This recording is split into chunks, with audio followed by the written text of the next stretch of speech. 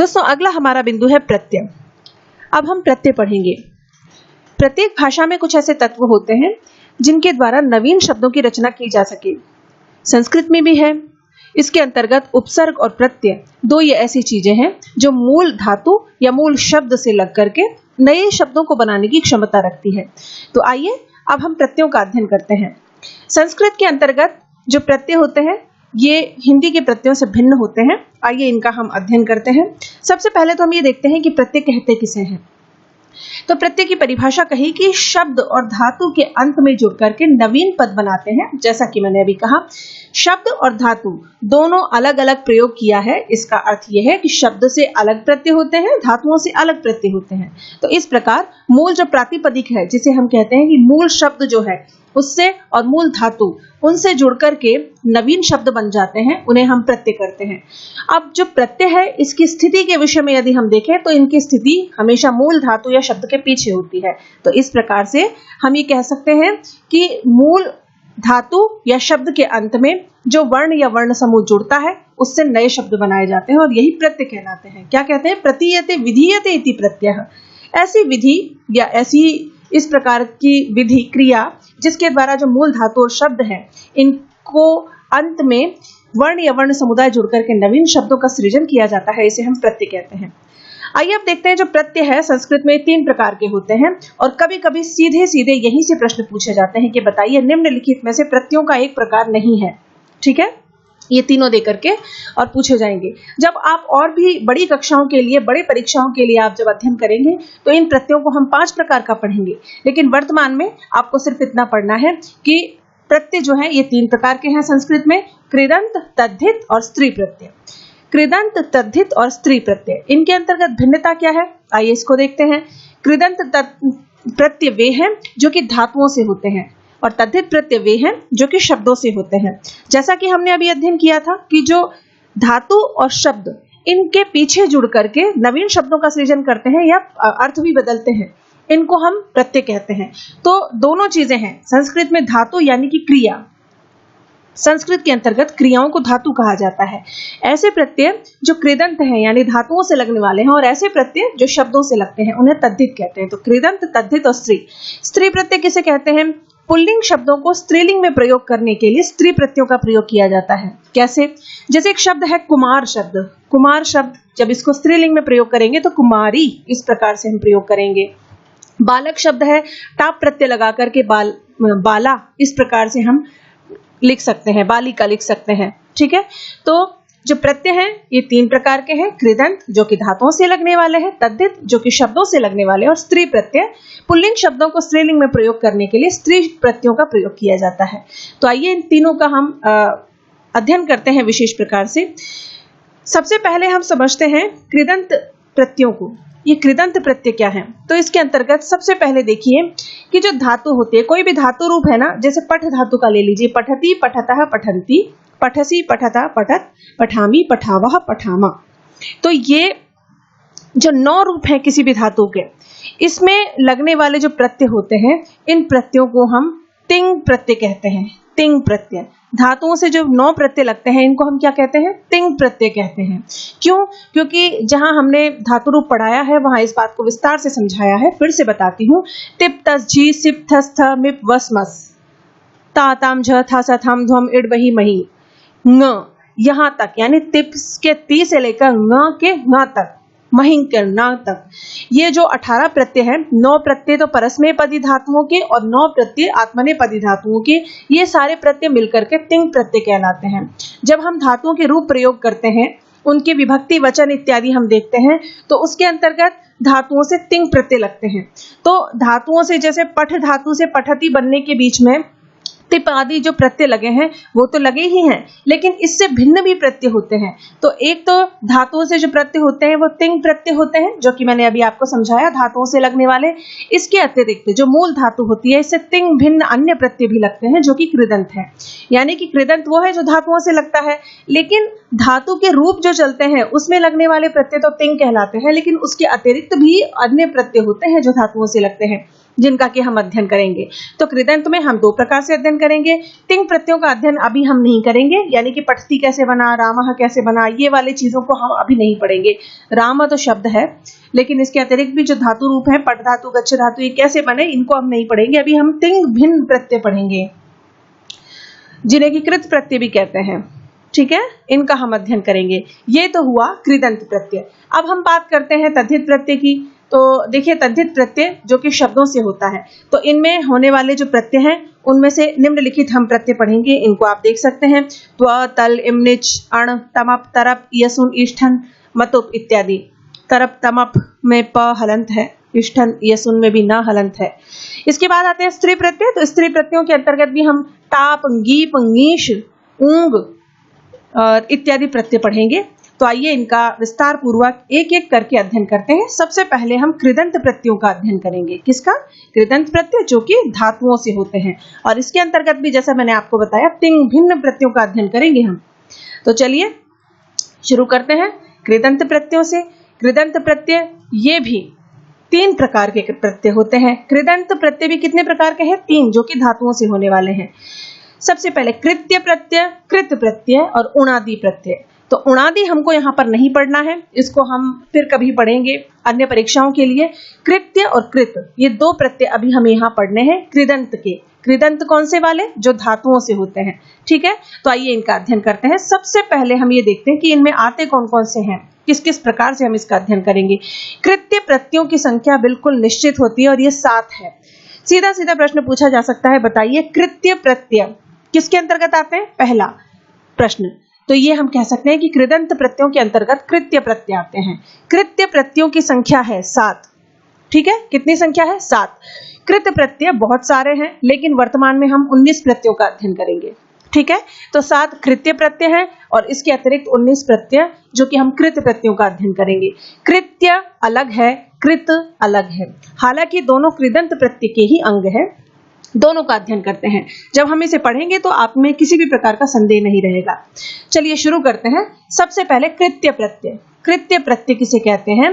तो जो कृत्य प्रत्यय जब लग जाता है किसी भी धातु में, तो ये संज्ञा, विशेषण और अव्यय बनते हैं। संज्ञा यानी कि कोई भी नाम होगा, किसी वस्तु, व्यक्ति, विशेष का नाम होगा, किसी का गुण दिखाया गया होगा, विशेषण के रूप में प्रयोग हो रहा होगा, तो इस प्रकार से। और तीसरी चीज बनती है अव्यय। तो कृत्य प्रत्यय वे हैं जिनसे हमको संज्ञा, विशेषण या अव्यय रूप में पद प्राप्त होते हैं। नवीन शब्द का जो हम सृजन करने वाले हैं वो या तो संज्ञा होगा, या विशेषण होगा, या अव्यय होगा। अब देखिए, वो जो 7 प्रत्यय हैं वो आपके सामने इस प्रकार है। तव्यत, तव्य, अनीय, केलिमर, यत, क्यप, ण्यत। ये सारे प्रत्यय हैं, 7 प्रत्यय जो कि कृत्य प्रत्ययों के अंतर्गत आते हैं। इसके अंतर्गत जो केलिमर प्रत्यय है, इससे लगभग न के बराबर प्रश्न पूछे जाते हैं, फिर भी हम इसका अध्ययन करेंगे। ठीक है, तो चलिए शुरू करते हैं। सबसे पहले हम ये जो तव्य, तव्यत और अनियर, ये 3 प्रत्यय हैं शुरू में आपके जो दे रखे हैं, इन 3 प्रत्ययों का अध्ययन करेंगे सबसे पहले। तो देखिए इन तीनों का। ठीक है, अब इन्होंने कहा सबसे पहले कि तव्य, तव्यत और अनियर, ये तीनों ही प्रत्यय चाहिए अर्थ में आते हैं या योग्यता अर्थ में आते हैं। चाहिए, जिस प्रकार हम विधिलिंग लकार का प्रयोग करते हैं, भवेत, भवेताम, भवेयुः, होना, विधि के लिए विधिलिंग लकार का चाहिए अर्थ में प्रयोग करते हैं हम, उसी प्रकार से विधिलिंग लकार के अर्थ में तव्य, तव्यत और अनियर तीनों प्रत्ययों का प्रयोग किया जाता है। दूसरा योग्यता के अर्थ में किया जाता है। ठीक है, और इसके अतिरिक्त तव्य, तव्यत और अनियर, इन तीनों प्रत्ययों का प्रयोग कर्मवाच्य और भाववाच्य में किया जाता है। ये कर्मवाच्य और भाववाच्य किस प्रकार से है? वैसे मैं वाच्य आपको पढ़ा चुकी हूं, लेकिन इसके अतिरिक्त भी यहां पर एक उदाहरण दे देती हूं। जैसे कि हम कहे भवता पठितव्यम, आपके द्वारा पढ़ा जाना चाहिए, तो ये कौन सा वाच्य है? कर्मवाच्य है। तो यहाँ पर हमने लकार के स्थान पर हमने क्या कर दिया है? प्रत्यय लगा दिया है। लकार जो कि हमको काल का ज्ञान देते हैं, लट लकार, लंग लकार, विधिलिंग लकार, लोट लकार, ये जो लकार है, इनके स्थान पर हमने प्रत्यय का प्रयोग करके उस वाक्य को पूर्ण किया है। कैसे? भवता पठितव्यम, आपको पढ़ना चाहिए, आपको पढ़ना चाहिए। तो चाहिए अर्थ में इस प्रकार से हो गया। फिर इसके पश्चात हम एक और उदाहरण देखते हैं योग्यता अर्थ में। भगवत गीता पठितव्या, भगवत गीता पठितव्या। भगवत गीता क्योंकि स्त्रीलिंग है इसलिए पठितव्या, स्त्रीलिंग में रमा के समान प्रयोग करेंगे इसको। तो भगवत गीता पठितव्या, भगवत गीता जो पढ़ने योग्य पुस्तक है। कैसी पुस्तक है? पढ़ने योग्य पुस्तक है। तो तव्य, तव्यत, अनियत चाहिए और योग्यता अर्थ में आते हैं, या यूं कह सकते हैं विधिलिंग लकार का जब प्रयोग करते हैं तो उसके स्थान पर हम इन तीनों प्रत्ययों का प्रयोग कर सकते हैं। कर्मवाच्य और भाववाच्य में ये आते हैं। ठीक है, भवता पठितव्यम भाववाच्य है। ठीक है, अब देखिए इसमें अनियर का र जो है हलंत है। ठीक है, प्रत्ययों के अंतर्गत एक चीज हमको देखने को मिलेगी, हलंत जितने भी शब्द होंगे, जितने भी वर्ण इसमें हलंत होंगे, उन सभी हलंत वर्णों का लोप हो जाया करेगा। जैसे तव्यत के सामने आप देखते हैं, तव्यत में तकार हलंत है तो इसका शेष क्या बचेगा? सिर्फ तव्य बचेगा। तकार का यहाँ पर इत संज्ञा होकर के लोप हो जाएगा। इत संज्ञा हम बाद में पढ़ेंगे। वैसे जो हलंत वर्ण होता है इसका लोप हो जाना इत संज्ञा समझिए वर्तमान के लिए आप। इसी प्रकार अनियर में रकार हलंत है, देखिए यहाँ पर ठीक से प्रिंटिंग मिस्टेक है, रकार हलंत है इसमें, तो अनिय शेष रहता है। रकार जो कि हलंत था इसका भी हमने इत संज्ञा करके लोप कर दिया है। तो तव्य और अनिय ये दोनों शेष रहते हैं। ठीक है, तो आइए अब देखते हैं इसके उदाहरण। देखिए उदाहरण देखने से पहले हम इसमें ये देखते हैं कि कुछ इसमें नियम लागू होंगे, वो क्या है। देखिए एक तो किसी भी धातु में जिसमें कि प्रत्यय लगना है उसमें यदि अंतिम कोई स्वर है तो उस स्वर को दीर्घ हो जाएगा। ठीक है, दूसरा ये भकार नहीं है, म है, ये म के स्थान पर न हो जाएगा। और तीसरी चीज जो सबसे महत्वपूर्ण है वो क्या है, च और ज के स्थान पर का हो जाएगा, यानी कि प्रथम और तृतीय वर्ण है जो चकार का, च वर्ग का, इसके स्थान पर ककार हो जाएगा। भ के स्थान पर ब हो जाएगा, द के स्थान पर ता हो जाएगा और ध के स्थान पर द हो जाएगा। देखिए ये कुछ जो नियम है प्रत्ययों के, ये तो आपको याद करने ही पड़ेंगे। बाकी कभी कभी जब एक बार नियम अच्छे से हृदयंगम हो जाता है, समझ में आ जाता है, तो उसके बाद कोई भी उदाहरण आ जाए सामने हम उसको सॉल्व कर सकते हैं। तो इस प्रकार से कुछ छोटे से नियम थे। इसी प्रकार अब तव्यत और अनियर इन दोनों के उदाहरणों को हम देखते हैं। आइए इसके उदाहरण देखते हैं। कुछ इसके उदाहरण है, आइए इनका अध्ययन करते हैं। ये वही उदाहरण मैंने यहां पर रखने का प्रयास किया जो कि पूछे गए हैं हमेशा से। ठीक है, अब इसमें कुछ चीजें सामान्य रूप से जब हमको पद बनाना होगा उस वक्त ध्यान देनी होगी। जितनी भी स्वर अंत वाली धातुएं हैं, जितनी भी देख लीजिए, जितनी भी स्वर अंत वाली धातुएं हैं या ऐसी धातुएं जो हलंत है, और उन जो स्वर अंत वाली धातु हैं, पहले तो उनके नियम बता देती हूँ। उनके स्वर को गुण हो जाएगा। पहला नियम, स्वर अंत में है जिसके ऐसी कोई भी धातु यदि तव्य और अनियर प्रत्यय के तव्य प्रत्यय बनाएंगे उस वक्त गुण हो जाएगा उसे। दूसरी चीज, जो हलंत धातुएं हैं जैसे लिख, भिद, भुज, गम, नम, ये सारी जो धातुएं जिनके अंत में हलंत है, इनके आदि को, यानी कि क्या हो जाएगा, जो धातु का आदि स्वर है इसको गुण हो जाएगा। लिख को लेख, भिद को भेद, भुज को भोज, इस प्रकार से प्रयोग हो जाएगा। और तीसरी चीज क्या है, यहाँ पर आपको देखना है कि जो हलंत धातुएं हैं इनके अंतर्गत क, ज, द वाले जो नियम हैं जो कि हमने पढ़े थे, च और ज के स्थान पर का हो जाता है, भ के स्थान पर बा हो जाता है, तो ये सारे नियम यहाँ पर हमें देखने को मिलेंगे। माँ के स्थान पर ना हो जाता है। तो आइए इसका अध्ययन करते हैं। अब सबसे पहले भी धातु है, जैसा कि मैंने कहा कि जो स्वरांत धातुएं हैं उनको गुण हो जाएगा। तो भी धातु से भेतव्य, ची धातु से चेतव्य, नी धातु से नेतव्य, क्री धातु खरीदने वाली क्री धातु है, ये करने वाली नहीं, खरीदने वाली, तो क्रेतव्य, श्रु धातु से श्रोतव्य, लिख धातु से लेखितव्यम, क्या बनेगा, लिख धातु से लेखितव्यम बनेगा। भिद धातु से भेदित भेदतव्यम बनेगा।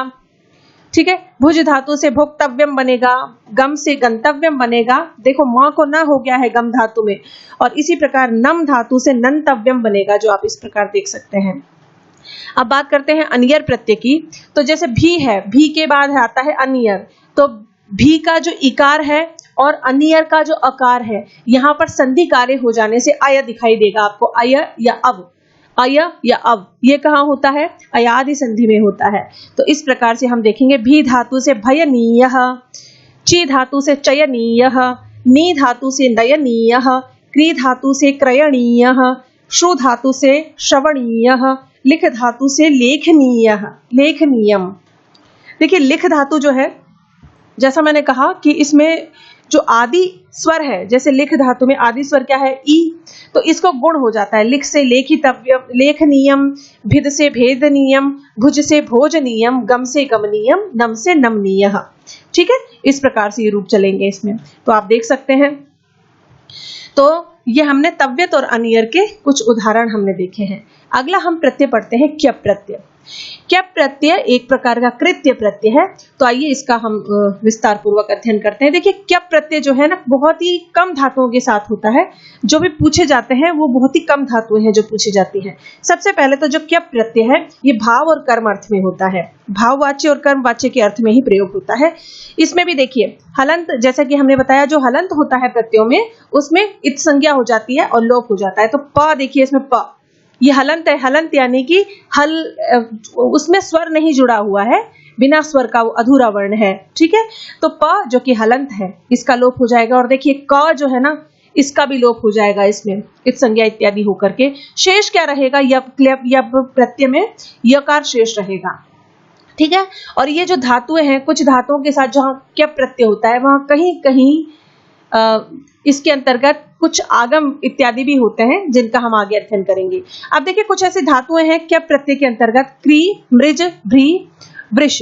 इन चारों धातुओं का विकल्प से ण्यत प्रत्यय भी होता है। यानी कि जब जब हम इसमें क्यप प्रत्यय करेंगे, तब तब एक रूप ण्यत का भी बनेगा। दो प्रकार के रूप बनेंगे इन धातुओं के। तो आइए इसके उदाहरण देख करके इनको और अच्छे से समझते हैं। सबसे पहले जैसे भ्री धातु से, देखिए इसमें एक चीज और बताना चाहती हूँ। सिर्फ कुछ ही धातु है जिनके साथ ये होता है। इसको मैं मेंशन कर देती हूँ, लिख देती हूँ। एति स्तुषास व्रीद्रिजुषः, ये एक सूत्र आता है। एति स्तुषास व्रीद्रिजुषः। कुछ ऐसी धातुएं हैं, जैसे इण धातु है, व्री धातु है, द्रि धातु है, स्तु धातु है, जुष धातु है। सिर्फ इन्हीं धातुओं से मुख्य रूप से जो क्यप प्रत्यय है, इसमें तुक का आगम होता है। तुक का आगम, जो इन्होंने बताया। आगम क्या है, जब भी हम किसी भी चीज को बनाते हैं तो उसके अंतर्गत दो चीजें होती हैं हमको, आदेश और आगम। आदेश जो होता है वो किसी वर्ण के स्थान पर होता है। जैसे कि मैं कह दूं कि जो ये माँ है, इसके स्थान पर आपको क आदेश करना है, तो ये आदेश कब होगा, इसको हटा करके होगा। जबकि जो आगम होता है, जैसे मैंने कहा, शेष के बीच में तुक का आगम हो जाए तो शे और श, इनके बीच में तुक को हम लिख देंगे। इस प्रकार बीच में जो आ जाता है उसको आगम कहते हैं। ठीक है, इतना ध्यान रखिए। तो क्यप प्रत्यय जो है, इसमें कुछ ऐसी धातुएं हैं जिसमें तुक का आगम होता है। उनको उदाहरण सहित अब आप देखिए। इसके अंतर्गत सबसे पहले आता है, जैसे भ्री से, भ्री धातु से भृत्य, व्री धातु से वृत्यः, भ्री धातु से भृत्यः। देखिए भ्री धातु है, इसमें आप इसको पूरा एक बार उदाहरण को समझा देती हूँ। जैसे कि भ्री धातु है, भ्री धातु, उसके बाद क का लोप हो जाता है, प का लोप हो जाता है, बचता है क्या, य। अब भ्री और य के बीच में भी तुक का आगम होता है। जैसे कि मैंने उसमें लिखा हुआ है, तुक का आगम होता है। इस तुक के आगम में भी क हलंत है, तो क हलंत होने की वजह से इसका भी लोप हो गया, और जो तुक के अंतर्गत उकार है ये भी चला गया। बचा क्या, आधा त। ठीक है, तो अब इसको जोड़ दीजिए, भ्री आधा त और य, तो भृत्यः। इस प्रकार से रूप बना ना, तो इस प्रकार ये रूप बन गया। इसके बाद आता है व्री, व्री धातु से वर्ण करने अर्थ में वृत्यः। इसके बाद आता है, अगले इसके उदाहरण देखते हैं। इण, इण गतौ धातु, इण से इत्यः, जुष से जुष्यः। अब देखिए जुष्यः क्यों बना यहाँ पर क्यों नहीं हुआ, तो यहाँ पर तुक का आगम नहीं होगा। इसके बहुत लंबे नियम है, आपको सिर्फ इतना ध्यान रखना है। जुष से जुष्यः बनता है, द्रि से द्रित्यः बनता है, स्तु से स्तुत्यः बनता है। ठीक है, इसके बाद आता है शिष्य। देखिए शिष्य, इसके लिए अलग से एक सूत्र है, आप उस सूत्र के ऊपर मत जाइए। वो क्या कहता है ये ध्यान दीजिए। शास धातु में श में जो आ है, इसको ई आदेश हो जाए, सिर्फ इतना कहता है। तो शास धातु से क्या प्रत्यय करके शिष्य बनता है, आप इतना ध्यान रखिए। सिर्फ शास धातु से क्या प्रत्यय करके क्या बनता है, शिष्य। जैसे ये जुष्य है, ठीक उसी तरह शिष्य है। ठीक है, पुष्य से पुष्य, पुष्य नक्षत्र जिसका हम ध्यान करते हैं, जिसमें खरीदारी की जाती है, ये वो पुष्य नक्षत्र है। ठीक है, वृद्ध धातु वर्धन करने अर्थ में जो आती है वो वृद्ध्यम, रुच धातु रुच्यम, इस प्रकार से इसके रूप बनेंगे। फिर वद धातु से वद्यम, वद धातु से क्या बनेगा? वद्यम। इसी प्रकार वृत्त धातु से वृत्यम, इस प्रकार रूप बनेंगे। तो इसके अंतर्गत ये जो धातुएं हैं इसको मैं बता देती हूँ। एति स्तुषास व्री द्रि जुषः, तो इन धातुओं को मैं मार्क कर देती हूँ। एति, स्तु, शास, व्री, द्रि और जुषः, ये ऐसी धातुएं हैं जिनमें तुक का आगम होता है। ठीक है, मुख्य रूप से इनमें तुक का आगम होता है। इसके अलावा तो आपको यकार ही दिखाई देगा हर जगह। देखिए, वृद्ध्यम, वद्यम, रुच्यम, पुष्यम। ठीक है, इसके अलावा ये वृत्त धातु है, व्री धातु। देखिए ये व्री तो दोनों समान ही है। ठीक है, वृत्त, वृत्यम, इस प्रकार से बन जाएगा। देखिए इसमें जो तकार है ना, ये तुक आगम वाला नहीं है, वृत्त धातु ही वृत्त है। ठीक है, वृत्त से क्या होकर के वृत्यम बना है, इसलिए कंफ्यूज मत होना। जहां कहीं भी तुक का आगम हुआ है वो सारी ये इन्हीं में से धातु है। इनमें भी आपको जुष और शास, ये धातु ऐसी है जिसमें तुक का आगम नहीं होगा तो, लेकिन वो क्रिया इत्यादि से होकर के आपको ये इस प्रकार दिखाई देगा, शिष्य, जुष्य। तो ये बहुत ही प्रमुख उदाहरण है क्या प्रत्यय के। इनसे अतिरिक्त किसी भी बड़े से बड़े परीक्षा में क्या प्रत्यय के उदाहरण नहीं पूछे गए हैं। जो पूछे हैं सब मैंने इसमें सम्मिलित कर लिए हैं। मुख्य रूप से जो पूछे जाते हैं मैं आपको यहाँ पर बता देती हूँ। सबसे पहले देखिए, मैंने जिनको मार्क किया है ये तो पूछे ही जाते हैं हमेशा। एक दो बार भृत्य पूछा गया है, एक दो बार भृत्य पूछा गया है। ठीक है, और एक दो बार ये वृत्य, ये वाला पूछा गया है, क्योंकि इसमें कंफ्यूज करने की स्थिति है पूरी। तकार है ना, इसमें तुक वाला नहीं है। वृत्त एक धातु है, वो गोला बनाने के लिए जो वृत्त का प्रयोग करते हैं ना हम, वो वाली चीज है ये। ठीक है, अब बात करते हैं अगले हमारे ण्यत प्रत्यय की। ण्यत प्रत्यय भी बहुत ही प्रसिद्ध है और इसके जो बनने वाले शब्द हैं वो भी बहुत ही प्रसिद्ध है। तो देखिए, ण्यत प्रत्यय जो है ये ऋकारांत धातुओं से या हलंत धातुओं से होता है। देखिए आपको ये ध्यान रखना है, ये स्वर अंत वाली धातु से तो होगा ही नहीं। ण्यत प्रत्यय में इसका अर्थ क्या हुआ कि ये एक स्वर अंत वाली धातु से नहीं होगा, ऋकारांत धातुओं से होगा या हलंत धातु से होगा। ऋकारांत किसे बोलते हैं? जैसे मातृ, पितृ में ऋकार लगा हुआ है ना नीचे, इसी को तो इसे बोलते हैं ऋकारांत। और हलंत तो आप जानते हैं, लिख, पठ इत्यादि जो हलंत धातुएं हैं सभी। ठीक है, तो ण्यत प्रत्यय जो है इसका प्रयोग भी चाहिए और योग्यता के अर्थ में किया जाता है। किस लिए? चाहिए और योग्यता के अर्थ में। अब बात करते हैं इसमें क्या शेष रहता है? य, यानी कि जो त है इस हलंत का लोप हो जाता है और ये जो आगे इसमें ण्यत है इसमें ण का भी लोप हो जाता है। बचता क्या है? य। ये इत संज्ञा इत्यादि का जब हम अध्ययन करेंगे तो इसको विस्तार पूर्वक बताएंगे, वहां पर इत संज्ञा होती कब कब है और किस किस प्रकार से होती है, कहां कहां हो जाती है। ठीक है, धातु में स्वर की वृद्धि होती है। स्वर जो यदि आ गया है, जैसे ऋकारांत, हलंत इत्यादि धातु है, उसके अंतर्गत स्वर जहां भी है उसकी वृद्धि हो जाती है उसमें। कैसे, हम इसका अध्ययन करेंगे। इसके लिए सबसे पहले हमको ये ध्यान रखना है, च के स्थान पर ज और क के स्थान पर ग, यानी कि च, क और च, इन दोनों में प्रथम अक्षर को तृतीय हो गया है। देखिए, च के स्थान पर च, छ, ज हो गया है, क के स्थान पर क, ख, ग हो गया है। आइए इसके उदाहरण से इसको और विस्तार पूर्वक समझते हैं। ये देखिए आपके सामने उदाहरण है बहुत सारे। तो देखिए, याच धातु से याच्यम बना है। कैसे बना है? ण्यत में आपको पता है ण और ता तो चला ही जाएगा, लोप होकर के बचेगा क्या हमारे पास? सिर्फ य। तो याच, च आधा है ही, याच्यम। कुप धातु या क्रोध करने के अर्थ में कुप से बना कोप्यम। तो देखो यहाँ पर जो आदि स्वर है इसको उ के स्थान पर ओ हो गया है। ठीक है, तो त्रप धातु है त्राप्यम। मृज धातु से मार्ग्यम। देखिए मृज धातु है ना, मृज, इसके दो रूप बनेंगे। ठीक है, एक तो मार्ग्यम बना है, एक मार्ज्यम बनता है। दो प्रकार के रूप बनते हैं, मार्ज्यम। ठीक है, दोनों रूप बनेंगे। लिख धातु से लेख्यम, क्री धातु से कार्यम, ह्री धातु से हलंत धातु है, तो ये आपके सामने हो ही गई है, याच, कुप, त्रप, मृज इत्यादि हलंत, हल है अंत में जिसके।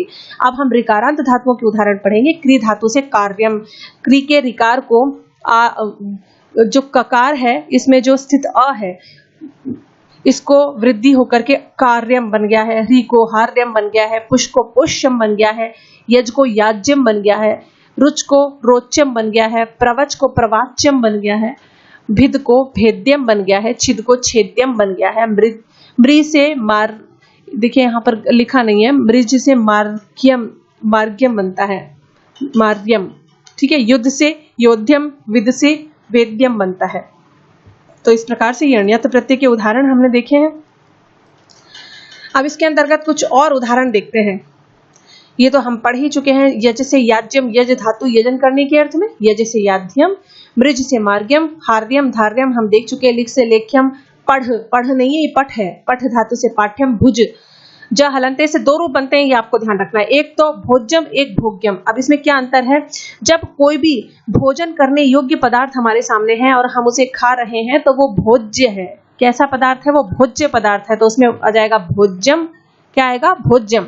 और भोग्यम, जब कोई न खाने योग्य वस्तु हम खाते हैं, अभक्षणीय चीज, मांस इत्यादि, मदिरा इत्यादि, वो सारी चीजें क्या है, भोग्य, तब हम इसको लिखते हैं भोग्यम। इसी प्रकार वच धातु बोलने के अर्थ में होती है, तो वाक्यम और वाच्यम, दो बनता है, वाक्यम और वाच्यम।